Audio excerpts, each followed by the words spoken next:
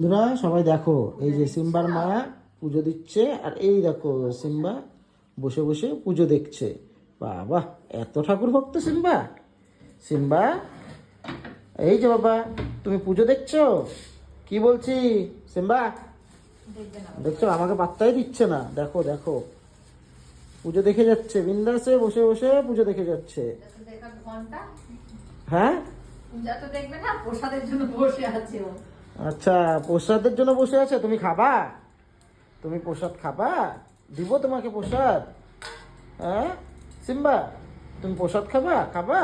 আচ্ছা, ওই যে মাকে কি মা বলে দেবো, কি বলো বলো তো, ওকে প্রসাদ দিবা কিনা?